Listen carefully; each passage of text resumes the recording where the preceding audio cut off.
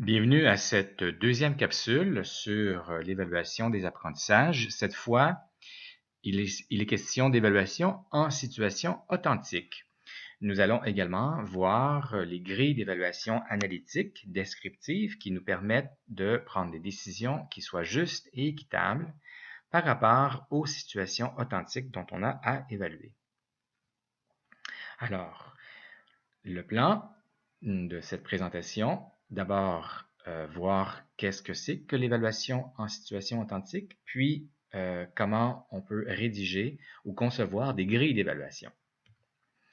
Alors, l'évaluation authentique, une définition, c'est que là aussi, c'est un processus qui consiste à recueillir des informations, qu'elles soient d'ordre quantitatif ou qualitatif, sur les compétences en voie de développement des étudiants à partir d'instruments basés sur des situations réelles, qui vont proposer des tâches complexes, qui exigent des standards de performance, des critères précis.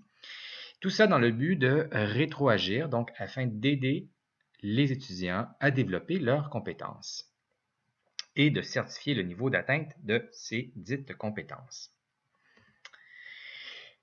Quelques critères d'authenticité. Alors, une évaluation sera considérée comme authentique lorsqu'elle est réaliste, c'est-à-dire qu'elle demande, oui, d'appliquer des connaissances et des habiletés, mais pour réaliser des tâches qui font référence à la réalité, au vrai monde.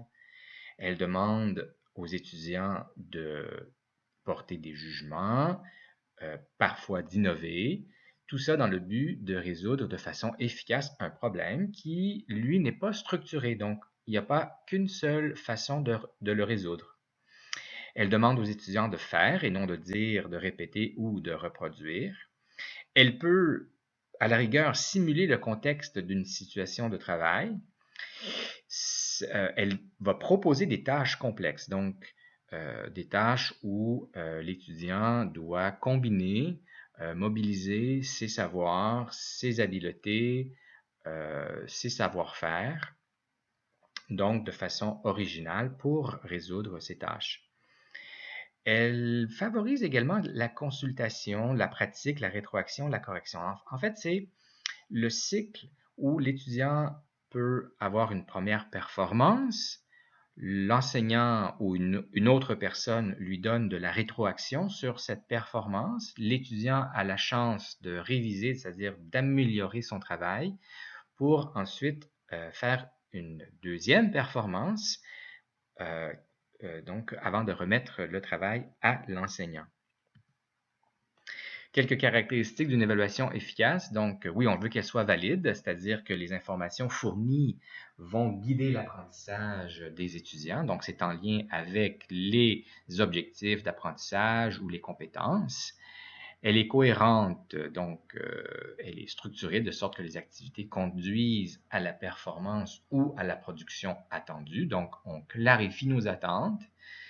Authentique, puisqu'elle fait appel à des situations, des problèmes qui sont importants ou récurrents du vrai monde, de la réalité, bref. Elle est rigoureuse, puisqu'elle fait appel à diverses compétences disciplinaires, transversales. Elle est engageante, donc elle va stimuler l'intérêt et la persévérance chez les étudiants. Elle va les mobiliser puisqu'elle propose un défi, elle va amener l'étudiant à vouloir se dépasser, mais également à exprimer ce qu'il est, ce qui forme son unicité, son originalité, son bagage de connaissances et d'expériences antérieures. Et elle est formatrice puisqu'elle fournit un feedback aux étudiants qui lui permettent de s'améliorer. Quelques exemples d'instruments d'évaluation. Donc, on a vu dans la capsule précédente que les examens écrits ou oraux, ce sont des instruments qui habituellement vont vérifier des savoirs, donc des situations plus traditionnelles. Mais nous avons également toute une panoplie d'instruments qui nous permettent de vérifier d'autres types de savoirs, donc qu'il s'agisse de savoir-faire à travers la résolution d'études de cas, par exemple. Il peut s'agir de savoir-être. Là, on peut demander à l'étudiant de nous écrire, de nous rédiger un essai où il va en quelque sorte déclarer comment il se comporterait ou qu'est-ce qu'il pense d'une certaine situation. Donc, on a accès à son savoir-être, à ses attitudes, à ses valeurs. Le savoir-agir, donc, peut être évalué à partir de projets, à partir de problèmes complexes. Ça peut être en laboratoire, par exemple, dans les travaux pratiques. Ça peut être une recherche avec ou sans présentation orale. Donc, nous avons là d'autres exemples de situations d'évaluation authentique, hein, des œuvres artistiques, un concert, tribunal école, les cliniques dentaires, d'optométrie. Le stage, c'est peut-être une situation authentique qui peut servir pour évaluer ce que l'étudiant peut faire. Les simulations, les soutenances. Bref, il y a plusieurs situations qui peuvent servir comme évaluation authentique. La question à comment choisir l'instrument d'évaluation? Bien, une façon qui est relativement simple pour y arriver, c'est de se demander comment l'étudiant va faire pour me démontrer qu'il a atteint l'objectif d'apprentissage ou qu'il a développé la compétence. Donc, nous avons absolument besoin d'un produit ou d'une performance de la part de l'étudiant pour pouvoir inférer cet apprentissage-là. Donc, ça peut être un texte écrit, soit un rapport, un essai, une dissertation, un article. Ça peut être aussi d'autres médiums comme une vidéo, un artefact comme une maquette, un exposé oral. Bref, ici, l'idée, c'est à partir de quelles preuves, comment est-ce qu'on va pouvoir observer que l'étudiant a effectivement développé ses compétences et ses connaissances. Quelques principes de base pour l'évaluation authentique. Alors, le premier, c'est que les différents types d'apprentissage nécessitent différents instruments d'évaluation. Donc, tout dépendant où se situe, par exemple, dans la taxonomie de Bloom, nos objectifs, nous allons avoir recours à des instruments qui vont différer. Alors, probablement que pour les niveaux 1, 2 et 3, on va avoir davantage recours à des instruments d'évaluation plus traditionnels, comme des examens. Mais peut-être que si nous avons des niveaux 4, 5 et 6, là, ça vaut la peine de penser à des instruments d'évaluation plus en situation authentique.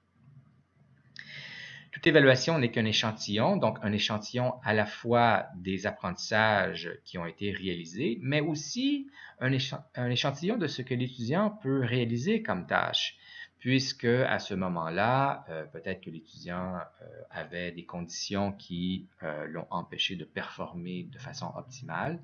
Donc, avoir en tête que nous avons accès qu'à un échantillon de ce qu'on peut évaluer, de la qualité de ce qui peut être évalué. L'évaluation des apprentissages fonctionne mieux lorsqu'elle est régulière et permanente plutôt qu'une mesure unique et définitive. Ici, Tardif parle d'évaluation davantage photographique ou d'évaluation vidéographique. Alors, la première renvoie à cette mesure unique et définitive. Hein. On a une image de ce que l'étudiant peut faire à un certain moment, tandis que l'évaluation de type plutôt vidéographique permet à l'étudiant de faire démonstration qu'il a évolué, qu'il a appris, et donc ce qu'il pouvait faire hier n'est pas la même chose de ce qu'il peut faire aujourd'hui, et on peut lui reconnaître cela. Finalement, il faut un équilibre entre l'authenticité et l'efficience, car plus la situation d'évaluation se rapproche des expériences de la vraie vie, plus elle nécessite du temps et des ressources. Alors ici, en fonction des ressources matérielles, des ressources humaines, financières, bref, nous avons à faire des choix et de peut-être devoir réduire soit la complexité, soit la preuve, hein, ce qu'on va demander à l'étudiant de remettre, ou même la situation, le médium utilisé, donc une simulation plutôt que le vrai monde, hein, qu'une vraie situation. Donc, ce sont quelques principes à considérer. Maintenant, les grilles d'évaluation. Une grille d'évaluation, c'est un outil de jugement qui est composé habituellement de critères qui sont accompagnés d'une échelle d'appréciation. Du moment où vous allez proposer une évaluation en situation authentique, c'est-à-dire la possibilité que l'étudiant vous remette un travail qui soit différent des autres étudiants, mais qui peut être tout aussi bon. Nous avons besoin donc d'un instrument comme celui-ci, d'un outil comme celui-ci pour pouvoir porter un jugement qui soit juste et équitable.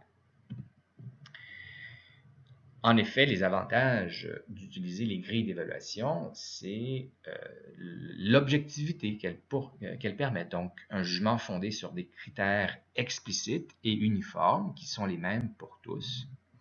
Une équité envers les étudiants, donc on évalue tous les étudiants de la même façon, c'est-à-dire on va comparer leur travail aux critères que nous avons définis. Elle est transparente puisque les étudiants connaissent les attentes du professeur, ils savent comment ils vont être évalués, qu'est-ce qui est important. On utilise des standards, donc, où si nous sommes plusieurs enseignants à utiliser la même grille, bien, on va tous, en principe, évaluer de la même façon, porter un regard qui soit le même sur les productions des étudiants. Et j'indique ici qu'elle tire vers le haut, c'est-à-dire avec le temps, on réalise, session après session, que la qualité des productions a tendance à s'améliorer. Donc, les étudiants qui peuvent constater quels sont les critères et se faire une idée de qu'est-ce qu'un travail de qualité et de s'aligner donc sur cette qualité-là.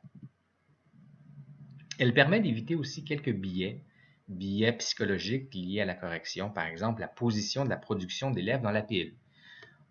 Si on commence, on est plus frais, on est peut-être mieux disposé à faire la correction, tandis que plus on avance, plus on devient fatigué et cela peut avoir une influence. L'effet de halo, donc ne pas se fier aux attributs de l'élève, mais vraiment à la qualité du travail qui est remis. L'effet de contraste également, donc le fait d'avoir corrigé un travail d'excellente qualité, par la suite un qui suit, qui peut-être va être considéré de moins bonne qualité à cause de cet effet de contraste. Puis finalement, les attentes et les critères émergents. Donc l'idée, c'est qu'on corrige et on se rend compte, on a oublié, ou ah oui, c'est vrai, on pourrait effectivement pénaliser pour tel aspect. Alors si ça ne fait pas partie de notre grille d'évaluation, on ne peut pas faire ça. Donc, une question de justice et d'équité. Quelques terminologies donc associées aux grilles d'évaluation. Dans ce cas-ci, c'est les grilles analytiques descriptives. Alors, je vous montre tout de suite. Nous avons les composantes que l'on va évaluer du travail. Donc, par exemple, ici, formuler des hypothèses testables, faire la revue de la documentation existante, planifier et préparer des essais. Et pour chacune de ces composantes, on peut y associer une pondération. Ça peut être en chiffres entiers, par exemple ici 1 point, 3 points, ou en pourcentage. Ça revient à la même chose au final. Ensuite, à chacune de ces composantes, on peut y associer des critères d'évaluation. Donc 2, 3, 4 critères. Évidemment, plus il y a de critères, plus ça va être difficile ensuite de rédiger la description, donc les descripteurs pour chacun des niveaux de performance ou les échelons. Alors, on a vu passer juste avant donc l'échelle d'appréciation. Alors, cette échelle-là, nous avons ici, dans l'exemple, 4 échelons, dépasse le niveau attendu, conforme au niveau attendu, presque au niveau et clairement sous le niveau attendu. Donc, pour chacun de ces échelons, nous devons avoir une description qualitative de qu'est-ce que représente ce niveau pour chacune des composantes. L'échelle d'appréciation peut être sur 10, elle peut être sur 20, sur 100, sur 5. Ça vous regarde, ça vous appartient. Il n'y a pas de règle pour fixer cette échelle. Donc, c'est vous qui décidez. Alors, si je reprends en détail chacune de ces éléments, les composantes à évaluer, il s'agit des grands éléments demandés du travail, dans un travail. Donc, ces composantes peuvent et devraient correspondre en fait aux compétences, aux éléments de compétences ou aux objectifs. Par exemple, faire la revue de la documentation, planifier, préparer des essais, exécuter l'expérimentation, procéder à la conception. Donc, c'est ce qu'on demande à l'étudiant de pouvoir faire. On peut, dans un travail, donc quand c'est pertinent, ajouter des composantes supplémentaires. Par exemple, la qualité générale du travail, la qualité de la langue. Alors, en plus des objectifs ou des compétences, on peut avoir ces composantes-là qui viennent s'ajouter dans la grille d'évaluation. Une pondération, donc la pondération associée à chacune des composantes, c'est le poids, hein, c'est le poids relatif de chacune de ces composantes-là. Alors, on peut penser qu'une composante peut avoir plus d'importance qu'une autre. Alors, c'est important de l'indiquer et l'étudiant va savoir là où il devrait mettre davantage l'accent pour lorsqu'il est en train de réaliser son travail. Les critères d'évaluation, bien pour chacune des composantes, nous allons lui associer quelques critères d'évaluation. Ces critères correspondent à ce qui est important à observer lors de la correction. Ils doivent décrire ce que vous recherchez donc au moment de la correction. Pour l'étudiant, ce sont des indices, une indication, un repère qui qualifie chacune des composantes. Puis, un critère peut être formé de deux parties, un indicateur et une dimension. Par exemple, l'hypothèse posée et la clarté de ces hypothèses devient la dimension. Je vous donne un autre exemple ici, faire la revue de la documentation existante. Nous avons trois critères, dont le premier, la dimension, est la pertinence et l'indicateur, c'est des informations présentées. Le deuxième critère, la dimension, c'est qualité. L'indicateur, c'est source d'information. Voilà. Donc, dans ce tableau, vous pourrez trouver d'autres exemples, les plus usuels, je dirais, dans le monde académique, de dimension. La description, donc le descripteur de chacun des niveaux de performance, ce sont des énoncés qui précisent le degré d'adéquation de la performance qui est observée. Ce sont des énoncés courts, explicites et univoques. C'est-à-dire qu'on ne peut pas retrouver un étudiant qui se situe dans une et l'autre. On doit absolument le situer dans une ou l'autre de ces cellules. Donc, il s'agit de moduler, de nuancer la qualité du travail, donc selon l'échelon dans lequel on se retrouve. Je vous recommande, pour faciliter la correction, de faire cette modulation en combinant des aspects qualitatifs et quantitatifs. Par exemple, ici, des hypothèses formulées sont très claires et très pertinentes. On a ajouté toutes les hypothèses. Donc, il y a une indication de quantité ici. Et si je considère qu'une des hypothèses dans le travail n'est pas formulée de façon claire ou pertinente, bien, automatiquement, l'étudiant va être situé dans la colonne qui suit. Donc, soit la majorité des hypothèses ou certaines hypothèses. Bref, vous voyez l'idée. En terminant, quelques conseils. Attendez-vous à quelques itérations pour commencer. Vous allez rédiger une première grille. Elle ne sera pas parfaite. Attendez-vous donc à des améliorations. Ça peut prendre 2-3 sessions avant de faire ce peaufinage et d'arriver à un résultat qui soit satisfaisant. Il faut être concis, donc en termes de quantité de critères et dans la rédaction des descripteurs. Il n'y a pas de grille passe-partout, donc chaque tâche a sa grille. On peut donc rédiger plus qu'une grille au besoin pour une session, pour les travaux qu'on demande aux étudiants. Ajouter un critère d'appréciation globale, donc c'est là où vous pourrez reconnaître un travail exceptionnel ou si vous avez oublié par exemple une composante, vous pourrez vous reprendre à l'intérieur de ce critère d'appréciation globale. Évidemment, demander l'avis de collègues, voire d'étudiants qui regardent votre grille pour vous donner du feedback. Une première grille, attendez-vous à au moins 2 heures pour la concevoir. C'est long, mais une fois qu'elle est rédigée, ensuite, elle vous fait sauver du temps lors de la correction. Et comme je le disais, 2 ou 3 trimestres sont nécessaires pour le calibrage fin de votre outil. Voilà. Alors, j'espère que vous avez apprécié ces informations. Maintenant, je vous encourage à imaginer une situation d'évaluation authentique. Prenez 10 minutes pour, en fonction d'un ou des objectifs d'un des cours que vous pourrez donner, essayez d'imaginer cette situation, cet outil, cet instrument. Et si vous voulez vous amuser également, essayez de rédiger une grille d'évaluation qui va être associée à cette évaluation. Voilà. Merci.